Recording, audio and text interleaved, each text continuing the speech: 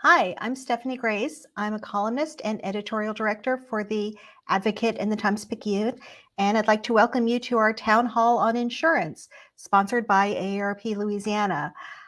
We're joined today by a man with a lot on his plate right now, Tim Temple. He is the newly elected insurance commissioner. He'll take office in a couple of weeks. And thank you so much for being here, Mr. Temple. Good morning, Stephanie. I'm glad to be here today. Terrific. Before, we have a lot of reader questions, not surprisingly, but before we get to that, we have a short video from our sponsor, AARP. AARP Louisiana is honored to sponsor today's roundtable with the Advocate. I'm Andrew Mull, AARP Louisiana Director of Advocacy. AARP, a nonprofit, nonpartisan member organization, has been working to promote the health and well-being of older Americans for more than 60 years. Here in Louisiana, we know the rising cost of insurance has hit your pocketbook hard. That's why we're committed to connecting you with information and resources like today's roundtable. That's what we do at AARP Louisiana. To learn more and to get involved, visit aarp.org/LA. And we hope you enjoy today's discussion.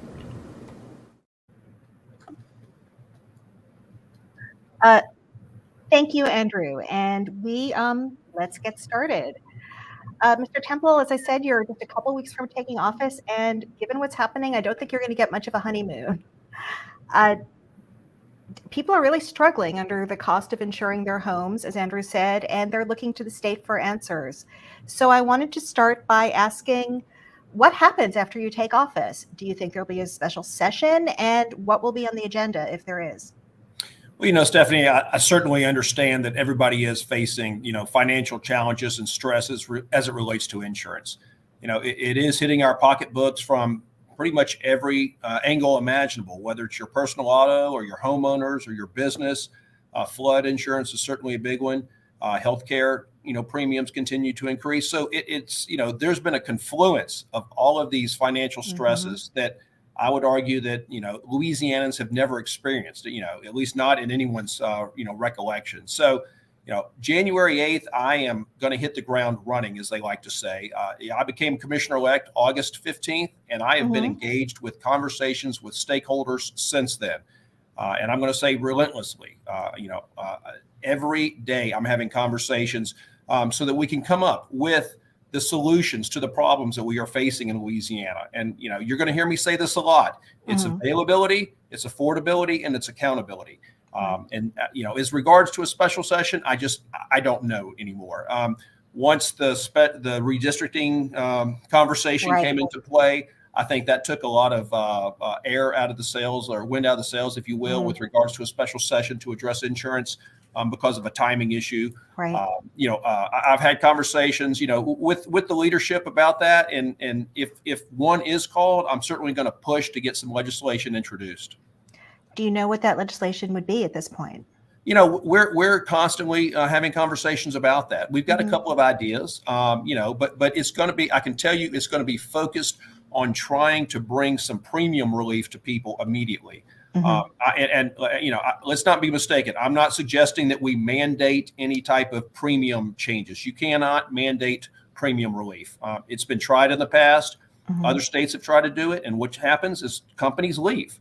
If you tell them that they have to charge a certain price or lower their price, beyond what's actuarially responsible to them as a carrier, that they're just not going to do business. So, we're going to make sure that we focus on things that you've got consensus on, that we agree will give carriers the ability to come in and compete. We want the affordability, but you can't get the affordability until you have the availability. So that's what the focus is going to be on. Okay, interesting. On that note, I just wanted to share a couple of questions we have from people who are really in a lot of distress over this. And, I understand I got one of these big bills too with a huge premium increase. I get it. I think a lot of us do. Miranda, one of our readers, asks, I would love to know what's going to be done to ensure that we aren't going to be priced out of our homes. When I bought my house a little over a year ago, my monthly mortgage payments fit my budget. But after my insurance renewed this year, things are tight, and I'm dreading what will happen next year. I don't know if I'm going to be able to afford to keep my home. And then another reader named Novi says, how are the average income households going to pay $7,000 premiums and $20,000 deductibles? and he worries that neighborhoods will decline if people can't afford to fix up their homes because of those deductibles. What do you say to them at this point? Look, I hear the similar scenarios across South Louisiana, and I certainly look. I understand the pain that the families are facing. I mean, it is stressing budgets to the breaking point. And look, people, you've got to pay the bills, and if you don't pay one, then that you take money from one to pay something else, and so. It's a spiral for people. I understand the situation families are in. And again, that's what my focus is going to be on bringing that availability back to Louisiana. Like I said, I'm not waiting until January 8th to start to try and engage so that we can bring solutions as early as possible. But insurance is complex. I think most people understand that or beginning to understand that.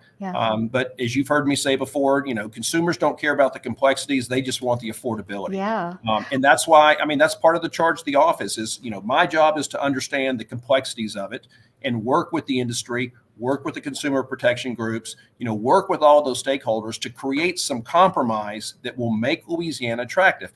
And we've got to acknowledge, after Hurricanes Laura, Delta, Zeta, and Ida, 800,000 claims, $23 billion, in property loss right there. The industry was stressed. We had 12 companies go insolvent. It is a catastrophe. And unfortunately, and look, you're going to hear me, try and, I'm going to be, maybe brutally honest when I say it takes time for change. But I can assure you that if we change nothing, the way we do things, nothing else is going to change. And so, again, that's why we're focused on identifying the handful of things, and it may be more than a handful of items that we need to change so that companies want to come back to Louisiana. Can I ask, you mentioned South Louisiana, and we have readers all the way up in Shreveport. We cover the whole state. And I'm wondering how much of this is a crisis only in South Louisiana versus the whole state? It's impacting everybody across the state, north, south, east, and west. Certainly people in South Louisiana are feeling the financial pressures more than North Louisiana, but not to say that they aren't, being impacted in North Louisiana. But it gets back to that, just the fact that, look, Stephanie, I'll use a number that I'm reasonably sure is accurate because I hear it from carriers in the marketplace and agents. Prior to the hurricane, you had more than 24 companies that were actively writing homeowners insurance across Louisiana. After the hurricanes, there's 3 to 4 that are actively writing the independent insurance space. The national writers, they remain in the state, and we're appreciative of their support. But if the independent agent base, when you've only got 4 carriers that are writing, and up until I believe last month, Orleans, Jefferson, St. Tammany, there was only 1 carrier that was actively writing quotes outside of Louisiana citizens. But I say that to demonstrate that the same pressure is being felt in North Louisiana. There are a few more carriers supporting business in North Louisiana, but when that supply shrinks, the demand is still there, the supply shrinks, then the price goes up. And again, you're going to hear me continue to circle back to this. We've got to focus on availability. Right. I have a question from Dewey from Marrero. That's actually a good factual question, I think. Is there a threshold to the amount that insurance companies can increase your annual premium?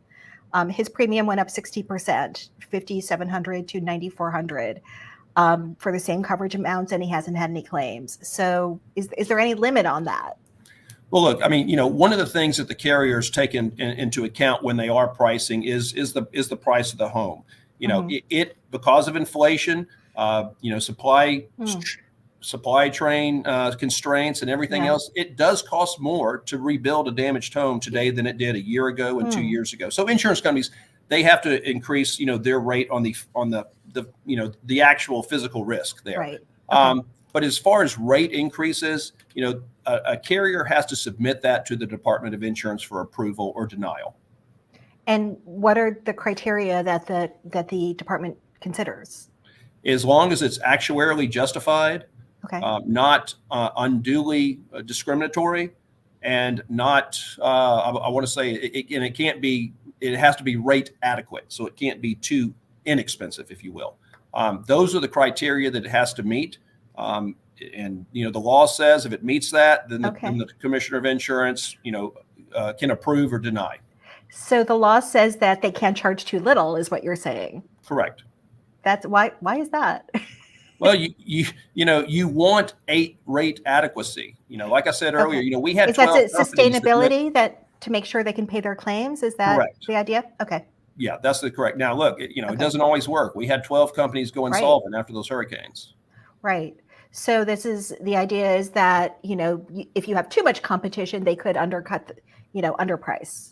Well, and you've heard me say before that, cheap insurance is expensive at the end of the day. It's the role of the commissioner to make sure that it's rate adequate. Okay. Cheap insurance that you pay your premium year after year or month after month, and when they go insolvent, then, you've actually harmed the consumer at the end of the day. They didn't get what they paid for. Okay. He has one other question that I think, maybe other people have, and we can clear that up. If you have wind and hail coverage, does that mean you're covered for hurricanes? Wind is hurricane coverage. Wind is hurricane coverage. Yes. So wind, sometimes it's called named storm there's named storm, there's hurricane, there's wind and hail. Well, there's deductibles as it relates to wind, and they can sometimes it's called a named storm deductible. Sometimes it's a wind deductible.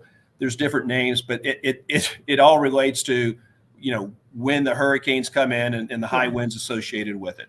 And that's wind and hail coverage, as opposed to flood insurance. Flood insurance is absolutely something different. And that's federal and 99% of it, and I say 99%. There are a few carriers that are starting to write private flood, but most of the flood coverage provided in Louisiana is through the National Flood Program, the NFIP. Right. And if you have water damage, again, just to clarify this for people, if it's, the water rises, it's flood insurance. If the water gets in through a roof that's been destroyed, is that wind and hail coverage? I'm the commissioner of insurance, and I certainly don't want to give people a false definition of what is covered and what isn't covered. I'll always say, ask your agent, call your agent, call your carrier if you're with a direct carrier, and get clarification on that. But generally speaking, right. when it comes from below, then that's flood, and when it comes from above, then that's not. Okay, got it. And again, understood, you can't speak to anybody's specific situation. That's a blanket disclaimer here. Brian has a question that is about kind of whether it would be possible for local companies to start and fill the void we're seeing. He says property insurance continues to increase due to quite a number of factors. At the same time, property insurance companies have stopped writing insurance in Louisiana or gone out of business. Could the state do anything to incentivize or kind of encourage a local market to fill that void? Well, the state, did create and fund the Louisiana Insurance Incentive Program. At the beginning of this year with initially $45 million. And the intent there was to bring new companies, to incentivize new companies to come to Louisiana. That's existing companies from elsewhere to incentivize, as opposed to local companies, startups, basically. It was told to incentivize new companies to come in. My understanding is the companies that took the money, that received those grants from the state, were companies currently doing business in Louisiana. So it didn't incentivize. I think it will eventually create some additional capacity for those companies to write more business in Louisiana that took that money, but it didn't incentivize any new companies. I shouldn't say any. I believe one new company, received money to write business in Louisiana. But Stephanie, and to Brian, and all the people listening to this today, we've got to acknowledge that right now our auto premiums, our homeowner premiums, they're the highest they've ever been. I don't think anybody can say that they remember a time in history when they were higher than what they are now. But if you look at that fact and then couple it to the point that we are not getting a slew of new companies that are wanting to come in and write business, and you would think, just putting on your economics hat, if you're selling a product for the highest price it's ever been, you would think more people would want to come in and start writing and selling that product too. That's not happening in Louisiana, which highlights the fact that we have some fundamental issues in Louisiana. We have excessive litigation. We have high frequency. In Louisiana also, and in the coast, our properties we're close to the Gulf of Mexico. The closer you are, the more susceptible you're going to be to high winds. And so, one of the programs that the department started this year, which I'm certainly in support of, I'm going to look at a different funding source, but I'm very supportive of the Fortified roofing program. We need to acknowledge we live close to the Gulf. We're going to be exposed to high winds. We need to mitigate that damage. And the Fortified roof program is a good first step toward that. I was actually going to ask about that because we got a number of questions, and also we just did a story about it in the newspaper about the experience of Alabama, where they have managed to stabilize rates along the coast, even bring them down, and actually they offer a subsidy, they offer an incentive to taxpayers, but they've also had the experience that more people have gotten fortified roofs who haven't gotten the subsidy. Yes. So, I'd love your thoughts on that. And you mentioned the source of funding. Outgoing Commissioner Jim Donnellan has proposed spending $10 million that normally goes from the Department of Insurance to the general fund and putting that towards subsidies. Is that a good idea? Well, first, just if I could real quick to touch on the success of Alabama, yeah, please. And I was glad to see that, Commissioner Donnellan adopted, what Alabama had done there successfully. And, I think that they probably even tweaked it and enhanced it somewhat to make it even better, which I'm glad that that's taking place. As you said, Alabama has somewhere between 44 and 48,000 fortified roofs in their state. They only have two counties over there that touch the coast. We've got 13 or so. So we've got a much broader area to deal with. However, of the 48,000 homes, 65 of them came through the grant program, people that received the grant money. The balance of those, obviously the large majority, those are individuals that chose to put a fortified roof on. And I would also say, as the building codes, they strengthen their building codes, people that built new construction or replaced existing roofs, put the fortified roof on. So it shows that you don't have to use the state dollars to fund all of it. The good thing, just like Alabama, Louisiana has a tax incentive program for people that choose to put a fortified roof on. You can go and get, I believe it's a $5,000. I don't know if it's a credit or a discount, toward your state taxes. I certainly, support that. But it's word of mouth. If you know that your next door neighbor has a fortified roof and they got a discount, and we need to know what those discounts are, and we can talk about that in a few minutes if you'd like. Yes. But if you know that your neighbor got a discount of whatever the number is, that will incentivize you to, if you're going to replace your roof, to get that fortified roof, because you want that too. And I think that's what you saw happen in Alabama, and I certainly anticipate it will happen here in Louisiana. Right. They definitely are seeing discounts, lower rates for people who have those roofs. Is that something that the department regulates, or?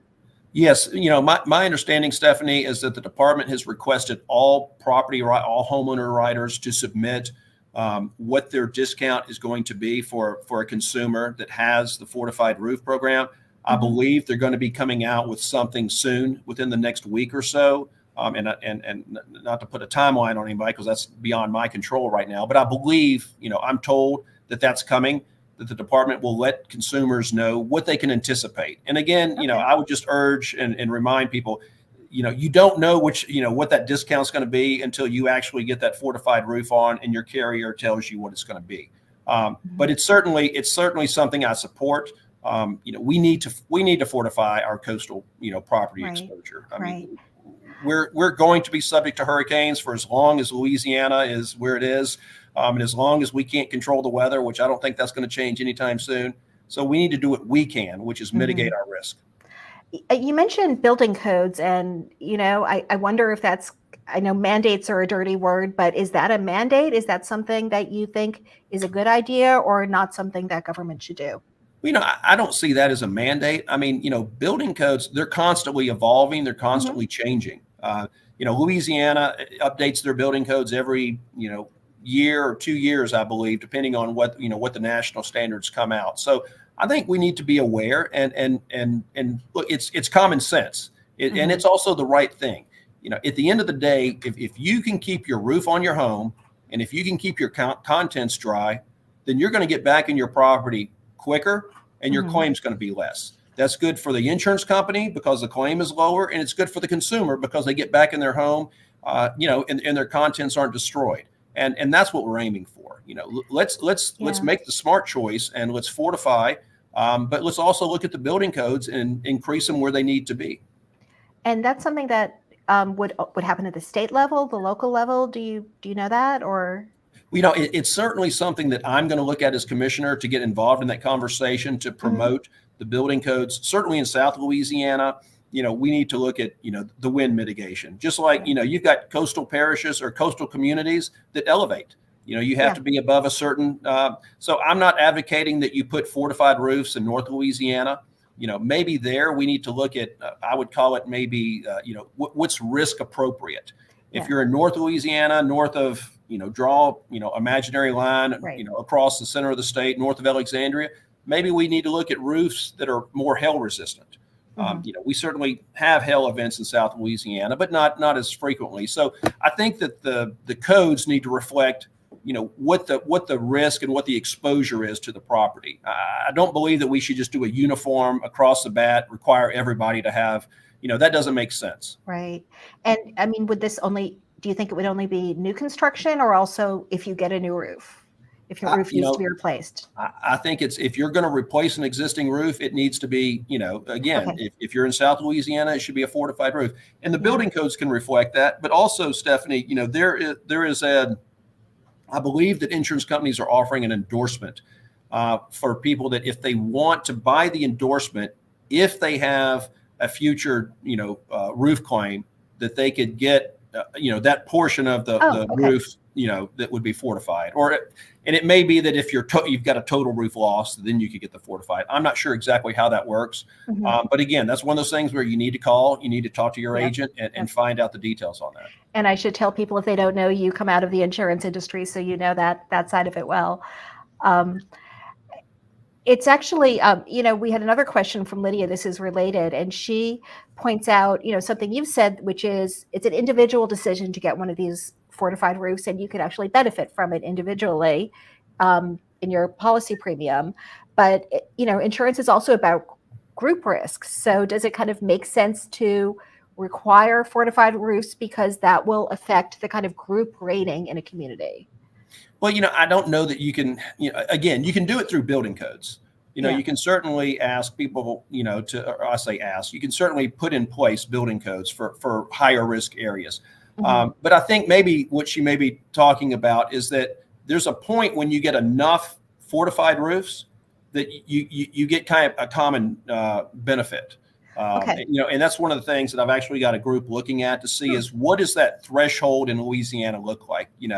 Once we get 10%, 20%, 50%, at what point is there a return, a benefit to all the properties in Louisiana? That's okay. So that's something that's maybe encouraging. So to change tax a little bit, we also got a number of questions about Citizens, the insurer of last resort, which a lot of people are getting to know because that's the only option available to them right now. And by law, it charges higher premiums than those available on the private market, if there is a private market option, or even if there's not, I guess. Ellen from Mandeville said she purchased only wind and hail structure coverage from Citizens, and she was able to get separate insurance for other perils and for contents. Do a lot of people do that? And is that kind of a way for people to manage the finances? She said she was able to keep her rate at about the same as it was. It's certainly, yes, that is an option that you can exercise through Citizens, just to buy your wind coverage, through Citizens. But I think where the issue that people are coming up against is in the, you said that was in Mandeville? Mandeville, yes. Mandeville, right. So, south, let's go further south of there. The coastal parishes there is no option, for the most part. I hear from people all the time talking about that availability issue. They have no other carriers that are willing to quote. So you have to buy your wind coverage and your other perils, your fire, your contents, everything through that. But in a competitive market, it certainly is an option that you can place your wind through that. Right. I mean, before we leave Citizens, Commissioner Donnellan was very focused on getting people out of Citizens. Is that something that would be your focus? And also, do you think there's this requirement that the prices are higher than what's on the private market? Should that be waived if there is no private market option? Well, look, Citizens, we certainly have an exposure, all of us collectively, to Citizens were we to have a catastrophic event and there not be enough reinsurance, and then there's an assessment beyond that. We saw that happen after Katrina. We certainly don't want that to happen. We wouldn't want to knowingly or willingly promote some type of program that would unnecessarily expose us to that. But at the same time, Citizens is the market of last resort. It's intended to be there, and if the current market conditions are 140,000 policies, unfortunately, in Citizens, then we need to make sure it's operating efficiently in the way that it should be. By law, it does have to be 10% over the parish. I believe it's got the parish average. And if there is nobody actively writing, then it has to be actuarially justified. I don't know how often they update those numbers and what that is, but I do hear, and it is concerning. When I travel the state, I hear people that say, I got a quote from another carrier. It was higher than Citizens. I'd like to stay in Citizens. That's not what Citizens is designed for. Right, and so, right. I certainly understand the pressures, the financial pressures of, the current, homeowners market on people. But, if we want Citizens to be this, and I've said a lot of time, it's supposed to be a safety net and not a hammock. You don't want it to be a comfortable place to go and you want to stay there. It's designed to be higher so that it encourages other companies to come in and write lower than what Citizens is. So if it's not working and if Citizens is lower, then something's broken there and we need to look into that. Okay. But at the same time, look, I get the financial pressure that people that are in Citizens. And that's why I want to encourage and, you're going to, again, I'll say it, encourage and promote a healthy, competitive marketplace in Louisiana that will encourage these companies to come back to Louisiana and start writing and offering coverage, premium that's lower than what they're currently getting. And isn't that, in Florida, I don't think they have that 10%. And one of the problems with their Citizens was too many people. It was a better deal for people. So a lot of people were taking it. Is that right? Florida Citizens actually competes against the standard markets. Right. And my understanding is it's actually the largest writer of property in the state of Florida. And then, when they had their Hurricane Ian, there was a fear that it was going to exceed, the finances, the surplus that they had. And had it done that, then they were going to have to go back and assess all their policyholders. I believe it got close. It didn't exceed it. But again, theirs competes with the market. Ours doesn't. I don't know if there's not intentionally around that. I certainly don't support and promote our Citizens being a competitive market. You've heard me say I believe in free market, and I want free market because I believe free market is truly the best way to get the right product at the right price for the consumer. Is Citizens, is Citizens the largest in Louisiana right now, or is it close? No, I believe Citizens is maybe the fifth or sixth largest writer by premium volume. And I think that's how they rank it, by premium volume. So it's the fifth or sixth largest right now. Okay. And is that too much? Is that higher than you'd like it to Well, look, be? if you're one of the 140,000 policies in Citizens, it's certainly too much because, just by law, having to be, the most expensive. And so, like I said, there is a need. And look, let's be frank. There are properties in Louisiana that probably are just not desirable by any insurance company. Oh, sure. And that's what Citizens is intended for, to be able to give the people that have absolutely no option anywhere else, a place to get some type of coverage. With all the companies that went insolvent, after Laura, Delta, Zeta, and Ida, we saw a bunch of policies go into Citizens. Or so companies exit the state. Those people had no place to go, so they ended up in Citizens. And we're going to, my focus is going to be, again, on that bringing competition back to the state of Louisiana. So those dozens of companies that left, they want to come back in. They want to offer a fair product at a fair price. We have another question from Mandeville, actually. So hello, Mandeville, shout out. And this one I think is pretty specific to the area, but it makes sense when you think about it. Ellen from Mandeville says the vast majority of wind and hail claims in Tammany are due to trees that fall on roofs and the internal damage that comes after wind, water gets in and so forth. Instead of blanket cancellation of all policies south of I-12, could insurers be encouraged to write homeowners policies for properties that don't have tall trees within striking distance? Or could citizens offer something along those lines? Yeah, that's certainly an underwriting guideline there that carriers would want to look at and see. And again, I can't get into the mind of a carrier what they do want to write, what they do want to offer or not. That's certainly an intriguing idea. And look, again, that free market, if you create an opportunity for a company to come in and have an opportunity to offer a product at a price that people can afford and can buy, and they feel that they can make a fair profit, they'll do it. And that's what we want to do, is get back to that, and look, from a regulatory standpoint, from a legal standpoint, legislative standpoint, that's what we're looking at is, what do we need to change? What do we need to create? What do we need to perhaps do more of that we currently are to help give those companies, look, we're always trying to attract business in Louisiana, oil and gas, timber, film industry, you name it, Louisiana, we want companies to come here. Guess what? We want insurance companies to come here too and be able to offer products that consumers want. So, to that point, I'm going to look and see and do what I can to make sure that we're the state that insurance companies say, let's go and do business in Louisiana. Let's go do more business in Louisiana. It's a little hard to imagine them saying that. That's a big selling job you've got. We're working on it. Okay. I think you'll like this question, actually. Louisiana's claims to litigation ratio are cited as a cause for high insurance rates. You've cited that.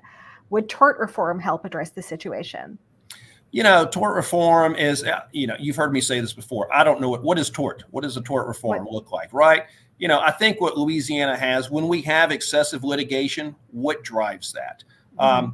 Part of it is bad actors.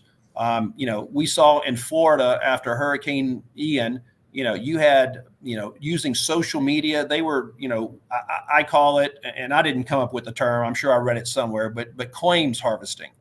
You've got groups out there trying to collect, large numbers of claimants and go and represent them. Look, I'll say this: insurance companies are in the business of paying claims. That's their business model. They take premium dollars in, and when you have a claim, they pay your claim.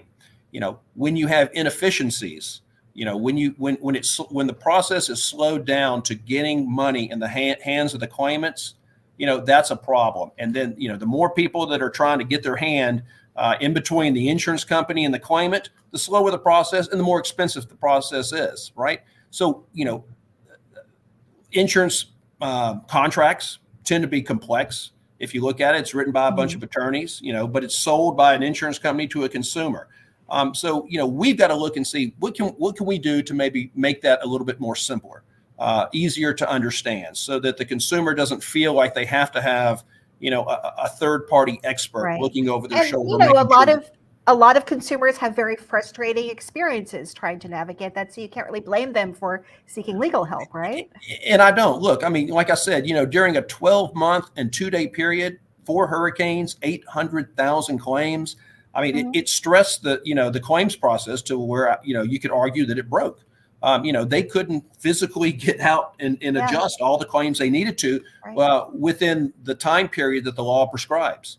So that's one thing that we're going to look at. Is there a way that we can allow, insurance carriers a little bit more time? But the trade-off needs to be, if you give them more time, they need to make sure that they've got the right person on the ground that's able to get that claim resolved quicker. And that's what I'm talking about, the inefficiencies, we don't want to slow that process down. So, I think back to it, Louisiana is a little bit of an outlier. Texas and Florida have both adjusted some of their legal environment over the last several years. I want to make sure that Louisiana is keeping current, if you will, with what's going on. We don't want to create this atmosphere of an adverse selection where claimants aren't going to be treated fairly, and then they feel that they need to get outside help. I've said it. Insurance companies are in the business to pay claims. We need to make sure that we make that as streamlined as possible, so that the consumer, the claimant, gets as much of the dollar that they're owed as fast as they can. And I'm going to support that. I am pro-consumer. I believe the best consumer protection any of us can have is choice. And the more choice we have, the better protected we are. Are there specific laws that were passed in Texas, Florida, any place else that you think that's something we need to do here?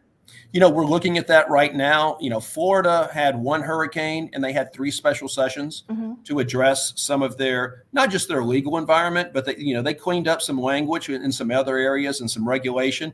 We're certainly looking at that to see what makes sense to do in Louisiana. Texas has done some similar, in years past. Look, we don't have to come up and invent anything all our own. The nice thing about the industry that we're in, there's 49 other states that are constantly, facing similar challenges. Maybe not hurricanes like we are, but certainly the Gulf Coast states are. But there's other states, they're always being faced with these challenges, and so we can look at those other states, see what makes sense, and let's adopt it. There's no reason to if somebody's already done it and it's proven to work, let's use that. Just like the Alabama Fortified roofing program. Right. They came up with it. They were successful. Commissioner Donovan and the good folks at the Department of Insurance grabbed hold of that. They implemented it, and it's up and running. We can do the same thing when it comes to some other reform, and I'm certainly looking at that. Oh, can I ask you? You mentioned Commissioner Donovan. We've mentioned him a few times. How's the transition going? You don't have all of the same idea. You're both Republicans, but you do have some philosophical differences. Yeah, and we do. And look, I've had the fortune to sit down now with Commissioner Donovan 3 times to discuss the transition. We're actually sitting down again next week. And look, he's been very hospitable to me. He's welcomed me in. We've had some good conversations, and I think the transition is going to go smoothly over as I come in January 8th. And you're right. Look, we have a couple of disagreements and view things differently. But Commissioner Donovan's been there 18 years. He's brought some stability. Been through a lot of hurricanes. Stability to that department, and I applaud him for that. And look, like I've told him, I look forward to continuing the good things that he's done there. And he certainly has done some good things, and there's some other things that we disagree with, and we're going to change a little bit. But that's how elected offices go. Do you want to touch on some of those things? My regulatory view, I think, if anybody's been watching this, is that I see the department. My job, as I said before, is I work for the constituents of Louisiana. I work for the consumers of Louisiana, but I work with the industry. I got to make sure that I'm working with that industry to make you got to welcome them in. That doesn't mean that, that's at the expense of the consumer. And I know I've got a lot of folks that, against me that say that, that's anti-consumer by working with the industry. You come out of the industry, they think, you're associated with it. I come from it. Yeah. But guess what? Like I said, I am no expert. I'm not professing to be an expert on anything, but I do understand the complexities of it.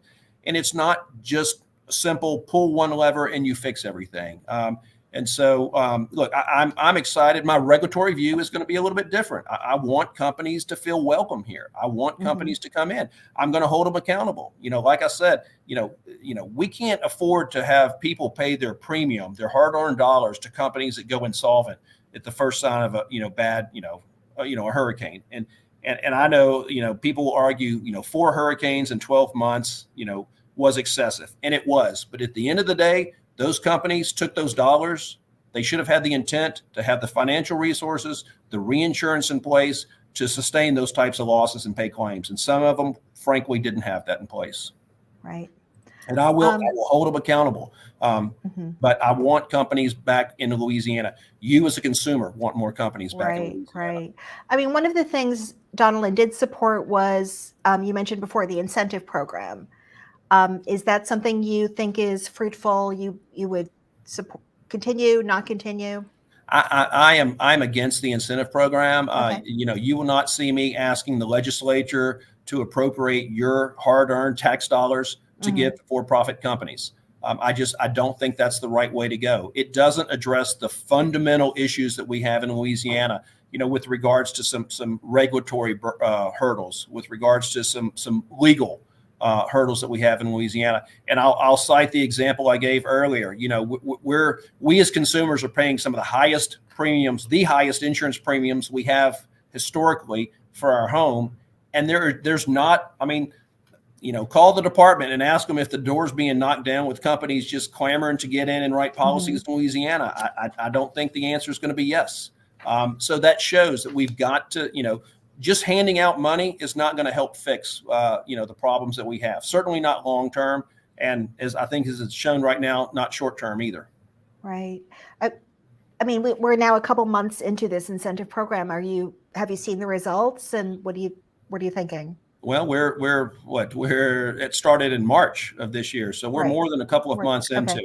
And I've said this: I don't think the expectation was set properly with the incentive program. We were told that, it would incentivize new companies. They would come in and start immediately writing new policies. And those, your viewers that, understand the insurance industry and especially the property industry know that if you're a new company or even an existing company in Louisiana and you start writing new policies, you're not going to write just a big, huge book of new policies into a hurricane season. And so if these companies were getting the money in April or May or June, well, that was the beginning of hurricane season 2023. And, you can't bet, you don't bet that you're not going to have a storm. You have to plan that you will have a storm if you want to survive. And, so I think the expectation that all these companies were going to come in and start writing policies immediately was not the correct one. And again, that's just a difference I have. I think what you will see now in the consumers and this will probably be a little bit of good news, those companies will probably we'll see start writing more policies now that we've entered, now that we're post hurricane season. They want to write as much premium as they can, not hurricane exposed versus hurricane exposed. So, I'm going to say. So is now the time that people should be shopping because hurricane season's ended? Well, look, you always want to shop your policy, right? Especially if you're in Citizens. I'm not going to say, just you hound your agent every single day, every week. Look, I'll tell you, and I talk to agents a lot. They understand the financial stress that their customers are under. Sure. They're under the same financial stress too, right?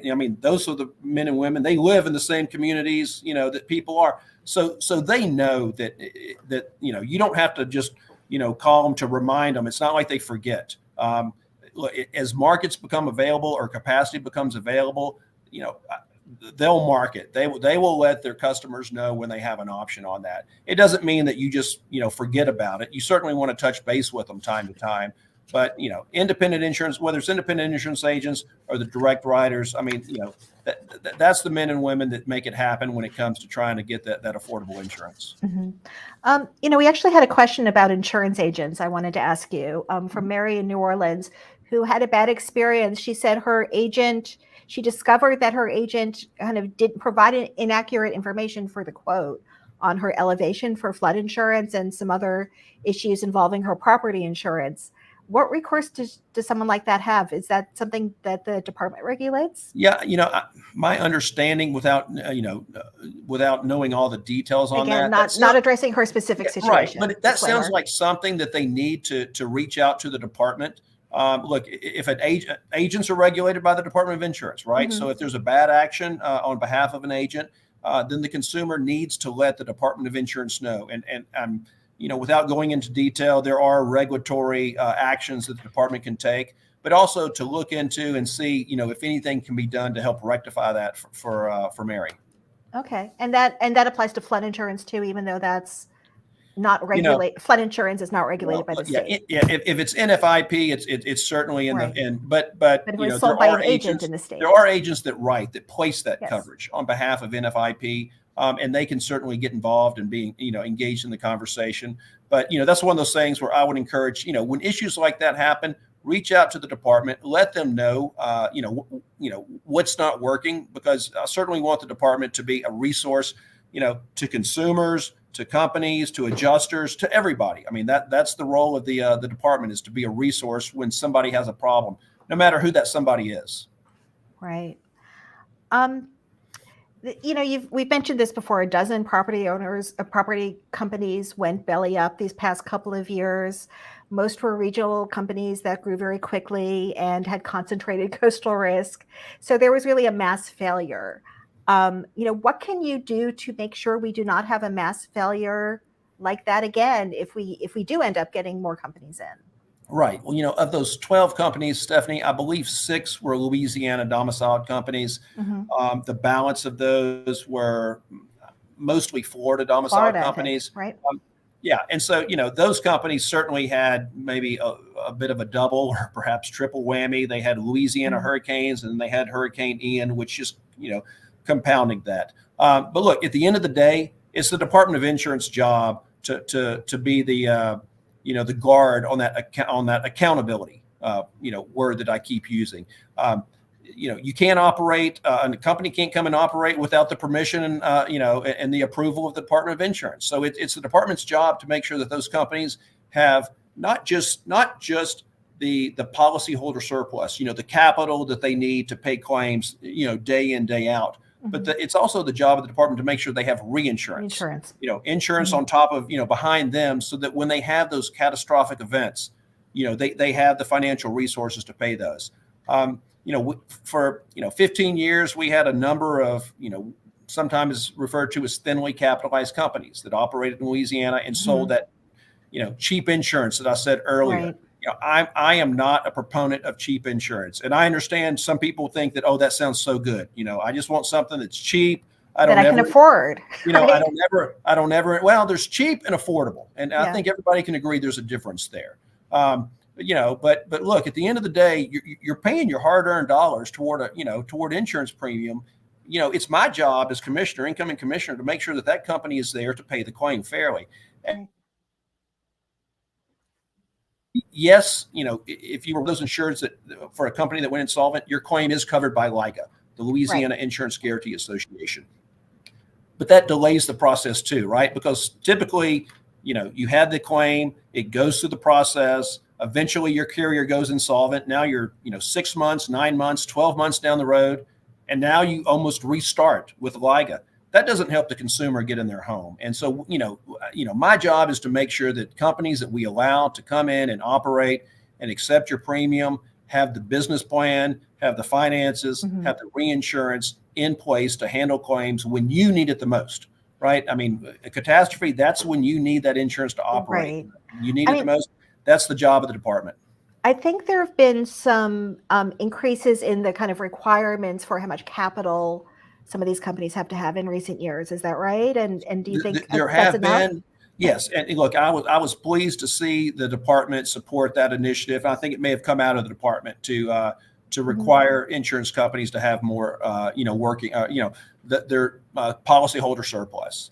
It used to be, I believe, again, please don't quote me on this. I think it was $3 million initially. It's been stair-stepped up. Right. And over the next several years, it has to get to the minimum requirement will be, I think it's $10 million. 10, I think. That certainly helps. But, like you said earlier, Stephanie, if you're going to have companies coming in and writing, policies, especially if you're going to be heavy in South Louisiana, $10 million doesn't sound like a lot of money to me. No, it doesn't. And so that's where I've got to make sure that companies that want to come in, write the business, they've got the surplus, they've got the reinsurance in place. And it's going to be a bit of a balancing act. You want companies to come in, you want to encourage it, but that's that's the things that I'm going to focus on from that regulatory and legal legislative side to make sure that we kind of balance that out so that the companies have a fair opportunity, to make a fair profit. And look, you want your company to make a profit, because if you don't make a profit, you can't pay a claim. Right.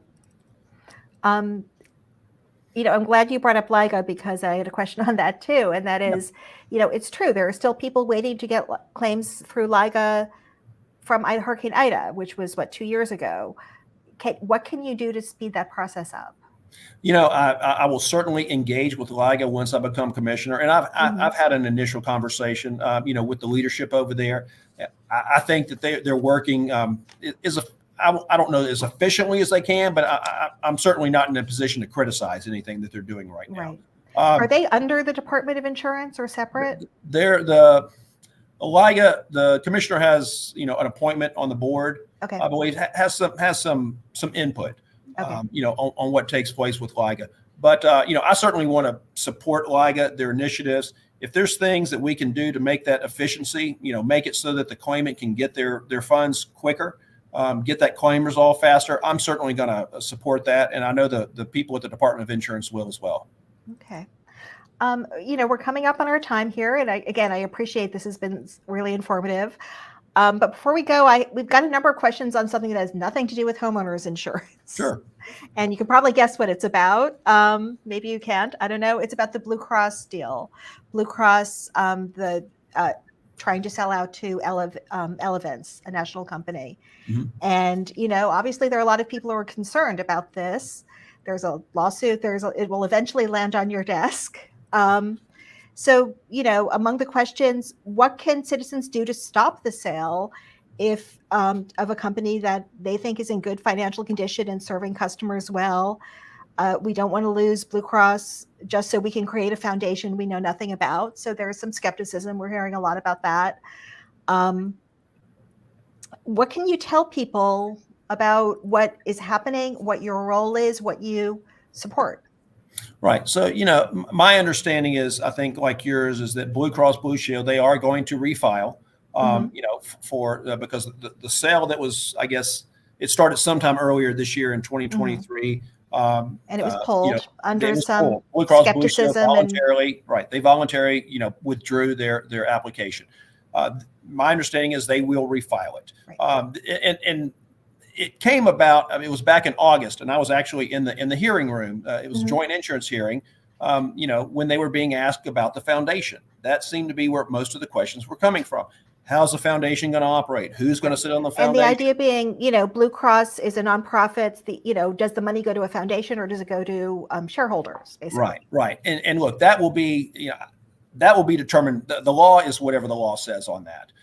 But as far as the process, first, the 92,000 or roughly 92,000 policyholders have to vote on whether or not they want that to take place or not. Once it passes that threshold, then it will fall, to the department to evaluate the terms of the deal. Does it make sense? Is it, collectively good for the policyholders of the state of Louisiana? And there's a process that will play out. I certainly will respect and follow that process. Again, once I become commissioner January 8th, and, obviously that's a lot more, there's a lot more formality, and I will be able to see, everything that I need to with regards to that. But, I would just, for the people on the call, like I said, first and foremost, there's a vote that the policyholders have to come up. All the other issues around the foundation and the valuation, that's laid out and stipulated by law. And we'll certainly, we will look at that and we'll follow the law. One of the questions we got was, will policyholders be able to speak at the hearing? Yes, my understanding is that that there will be the commissioner convenes a public hearing, and that at that time, and I believe, and again, please, you're not in the office yet. We know, ignore my ignorance on this at this point, but there may be an opportunity for policyholders to speak at the Blue Cross Blue at the policyholder meeting. Yes, that's right. The policyholders will have an opportunity to speak at the policyholder meeting that Blue Cross Blue Shield convenes. And then the general public will have an opportunity to speak at the public hearing that the department holds once the policyholders have voted for.